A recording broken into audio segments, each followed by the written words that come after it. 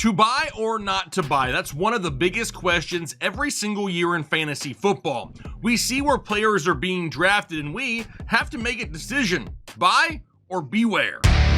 What is going on, Headliner Nation? Hopefully everyone's doing well out there today, where we're talking about 4 players and deciding whether or not we should buy them or beware of them at their current price. Now, I will say 3 of the 4 players we're going to be discussing in today's show, a lot of people don't have a whole lot of interest in, but I wouldn't waste my time researching and your time watching if I didn't find some damn good information to share. Now, before we get into the names, I need to give away a free draft guide. My discount studs video from a couple days ago hit its like goal, so let's go ahead and pick a free winner of that draft guide. It's going to be Brian Poole 9860. Congratulations, Brian. You were randomly selected. All you got to do, send me an email to info@thefantasyheadliners.com from that account right there, and I'll go ahead and hook you up. But I love giving away free things. Let's do this again in this show. If this video right here can get 700 likes, I'll give another random commenter from down below in the comment section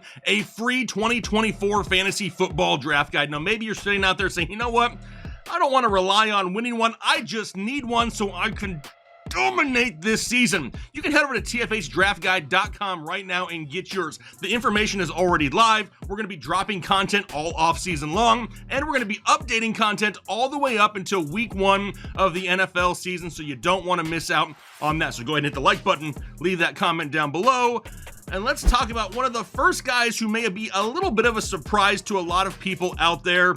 It's Aaron Rodgers, quarterback of the New York Jets. But let me forewarn you here as we get into Aaron Rodgers, we're going deep today. No half-assed opinions in this show. If you appreciate that, hashtag going deep down below. But like I mentioned, we're starting off with Aaron Rodgers, quarterback of the New York Jets, currently the quarterback 20 overall. But I had to dive a little bit deep into Aaron Rodgers, and there is no denying that talent-wise, the Jets have one of the best overall teams in the NFL right now on paper, but we know this game is not played on paper. There is also no denying the fact that Aaron Rodgers is very much disliked, but I don't care about all that nonsense. I'm here to win fantasy titles. So in reality, the question becomes this. At quarterback 20, is Aaron Rodgers a buy or a beware? Now, over the last 3 years, on average, the quarterback 20 in fantasy football scores 217.1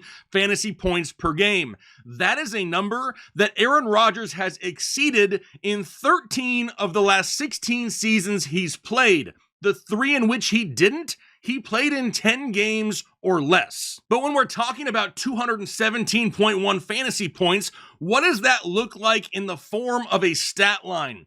Now, we know this guy is 40 years old, coming off of a torn Achilles, and he isn't going to run very much, so we need to rely on the passing game. And when we do that from a passing standpoint, he needs to be in the neighborhood of 3,500 yards passing, 22 touchdowns, and 8 interceptions. Now, do you care to guess how often over the last 16 years he's hit that stat line? Yes, 13 of the 16 seasons. The 3 years he didn't, or the 3 years that he played in less than 10 games once again. But does he have the personnel around him this year to make it happen? Well, the Jets focused on their offensive line this offseason. They know they needed to protect their aging quarterback. They brought in one of the best left tackles in football in Tyron Smith over from the Dallas Cowboys. They also brought in left guard John Simpson from Baltimore and right tackle Morgan Moses from Baltimore as well, a former Jet. But that is not it. They also spent a first round,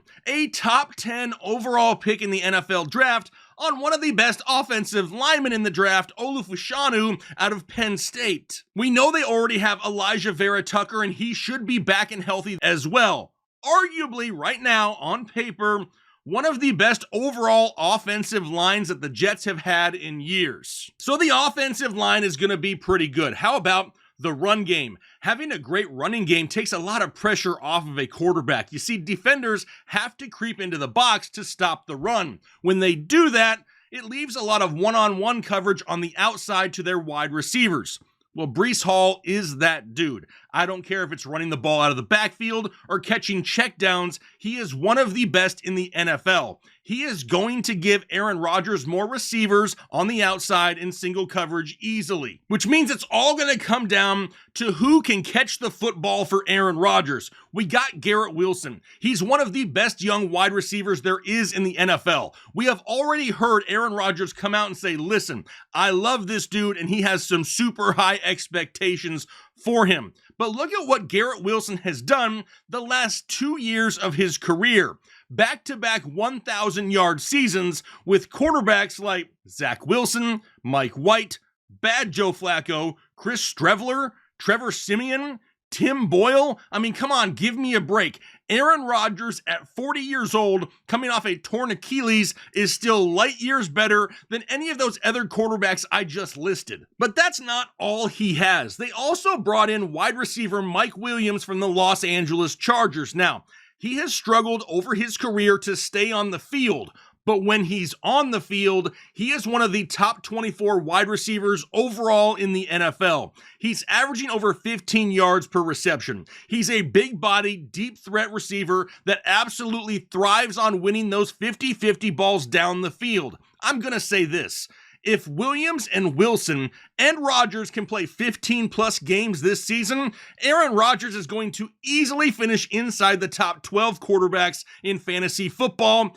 But wait, there's still more. The Jets also spent their third-round pick on wide receiver Malachi Corley out of Western Kentucky.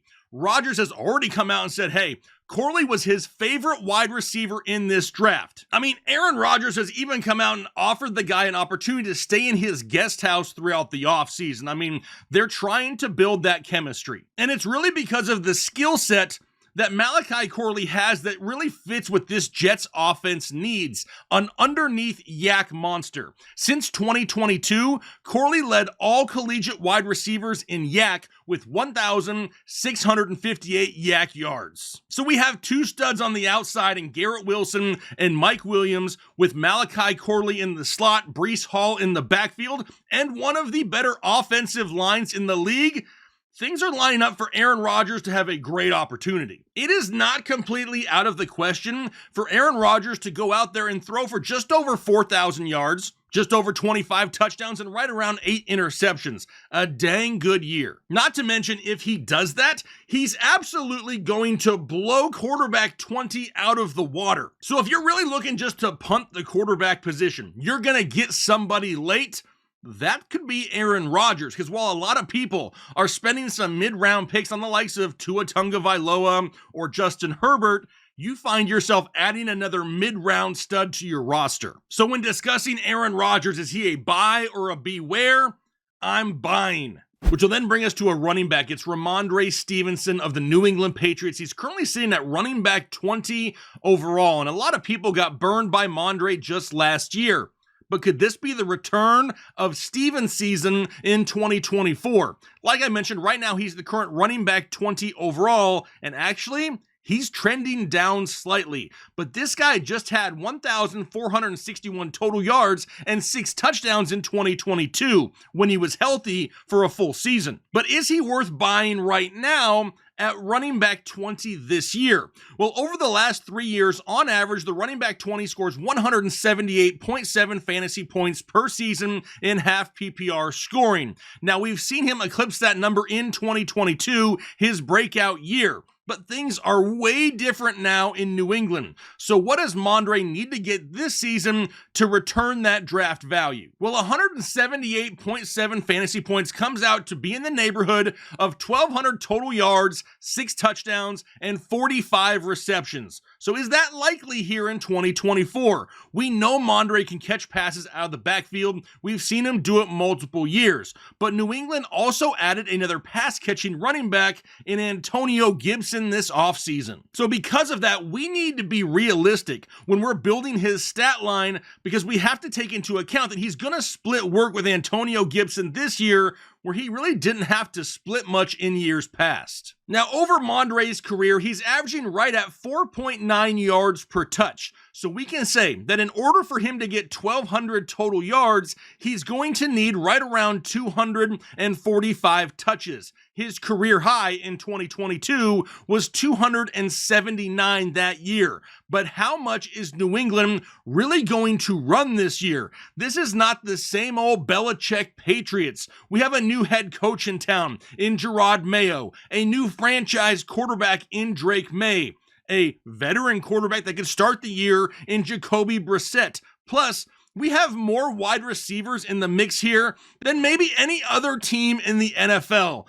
The likes of Jalen Polk, Javon Baker. They just added KJ Osborne to already go with Kendrick Bourne, Demario Douglas, Juju Smith-Schuster. Then they went out and got Antonio Gibson in free agency. They still have multiple tight ends in Hunter Henry and Austin Hooper as well. Now, when we go back to Rhamondre Stevenson's career year in 2022, there were only 2 players on the New England Patriots roster that season that had over 60 catches. It was Jacoby Myers and Rhamondre Stevenson. That same year, Damian Harris missed 6 full games and played in less than 25% of the snaps in 4 other games. It was literally the perfect storm for Rhamondre Stevenson to have a big year. Now, when taking all of that into account, I look at Rhamondre Stevenson as a guy that's going to get you right around 1,100 total yards and a handful of touchdowns, maybe right around 30 receptions or so. A super solid year. But if he were to get that stat line right there,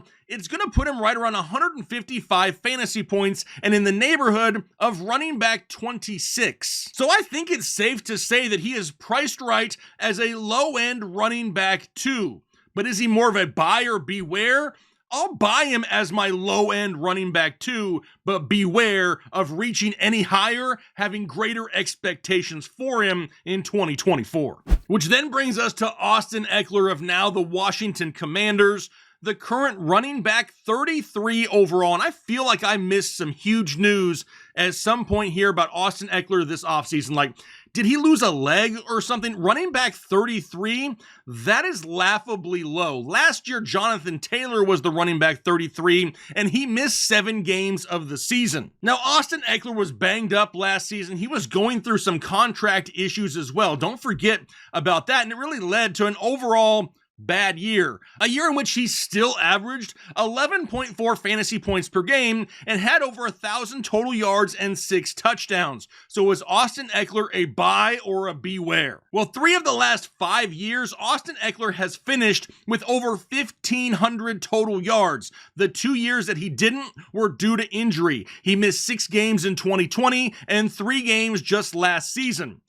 But running back 33, okay, people think he is done, right? So let's see what he needs to come up with here this season. Well, on average, the running back 33 scores 135.6 fantasy points per game. That comes out to being in the neighborhood of 900 total yards, 6 touchdowns, and right around 20 receptions. Heck, last year, in a crap year, he had 1,064 yards, 6 touchdowns, and 51 receptions. Now, over his 7-year career, he's averaging right around 5.8 yards per touch. So in order for him to hit 900 total yards, he only needs 155 touches. The 6 touchdowns, 20 receptions, I kind of feel like that is a lock, and it's really going to come down to yardage this year for Austin Ekeler. It's a new regime in Washington. Please don't forget that. It's no longer the boring Riverboat Ron, same old, same old. No, new head coach is Dan Quinn. New offensive coordinator is Cliff Kingsbury. And that's something we also need to pay attention to here. Kingsbury is the man behind turning Kenyon Drake, Chase Edmonds, and even James Conner into fantasy assets once again. He literally revitalized the career of James Conner in Arizona. He has the ability to take a running back and boost their fantasy production. But I don't want to sit here and act like everything's going to be perfect for Austin Ekeler. He has some things going against him, one of them being his age. Now, I don't put as much into age as others do. Now, sure, he's going to be 30 years old here this season, but over the span of his career, he only has 1 season with over 300 touches. 3 of the 7 years he's had in his career, he's had less than 175 total touches. He is not some overworked type running back that has been run into the ground. But we do have another very capable running back in this offense in Brian Robinson. Now, he is an old regime guy. He was not brought in by Dan Quinn. He's been there for a couple years. And if they looked at Brian Robinson as the end-all, be-all in this backfield, they wouldn't have brought in Austin Ekeler during free agency. Now, I do expect Brian Robinson to really control that early down work in this offense for sure. But we also have a new franchise quarterback in Jayden Daniels now in Washington, a mobile quarterback that's going to run some in this offense, and he isn't really known for checking down to his running backs, not something he did a whole lot of in college. So really, it's going to come down to volume for Austin Ekeler here this year. He needs to be around 200 touches. If he can get there, he's going to be right around 1,100 yards and a handful of touchdowns with 30 catches or so, 155 fantasy points, and that will put him on the verge of being a top 25 running back in fantasy football. But even if he drops down to, say, 900 total yards because now he's old and inefficient, that's still going to put him around running back 33, which is where you're drafting him. So in my opinion, we're really drafting Austin Ekeler at his floor. His ceiling, we already know that is league winning. But when we look at Austin Ekeler, is he a buyer beware at the current price he's being drafted of running back 33? He's still a buy in my opinion. If we can buy floor Ekeler and get anywhere near ceiling Ekeler, that whole spot in between is gravy for your fantasy football team. I'll buy him at running back 33. Which leads us to the fourth guy in this show. It's Nico Collins, wide receiver of the Houston Texans, currently wide receiver 18 overall. And you all know there isn't a bigger Nico truther out there than myself. I was all over Nico Collins last year, telling everyone and their mother they needed to draft this guy. Hopefully you listened. I mean, the guy is coming off a top 10 year where he outscored the likes of Devontae Adams, Jamar Chase, and Deebo Samuel, and he did it all while missing 2 games. But is he a buy or a beware at wide receiver 18 on draft day? Because he is a fantasy darling right now to so many people. He won so many people so many games. They've kind of earmarked him to be a super high productive wide receiver once again this season. But on average, the wide receiver 18 scores 188.7 fantasy points per game in half PPR scoring. That comes out to be around 75 catches, 1,100 yards, and 7 touchdowns. That's only 5 catches for 197 yards and 1 touchdown less than what he just did last year in a career year. Now, last year with CJ Stroud, we saw Nico Collins catch 73% of his targets. So in order for him to have a chance at 75 catches, he's going to need right around 104 targets on the season. Last year, he had 109. So in reality, we're really asking Nico Collins to have a crazy similar season in 2024 to what he did in 2023. But you know, this team in Houston isn't super similar to last year. This Texans team is drastically different. This offense just added Stephon Diggs and Joe Mixon, not to mention their defense got even better as well. But on top of that, they're getting back CJ Stroud's favorite wide receiver, Tank Dell. Nico really benefited in 2023 from having 5 games in which he did not have to worry about Tank Dell being on the field.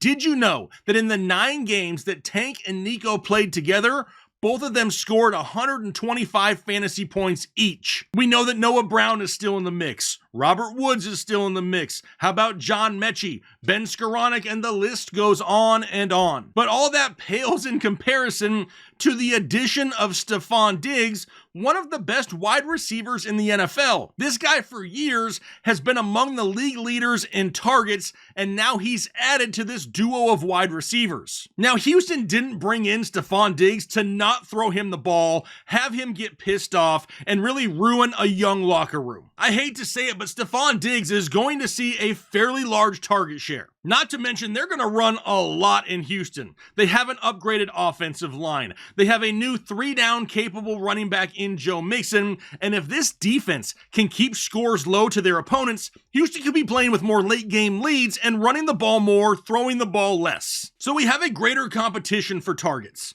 We have an upgraded run game and the increased possibility of reduced passing volume here this season, but you have to spend a third-round pick on a wide receiver hoping he is close to repeating his career year from the year prior when everything was teed up for him. Now, given all that information, when we look at Nico Collins, is he a buy or a beware worth drafting at wide receiver 18?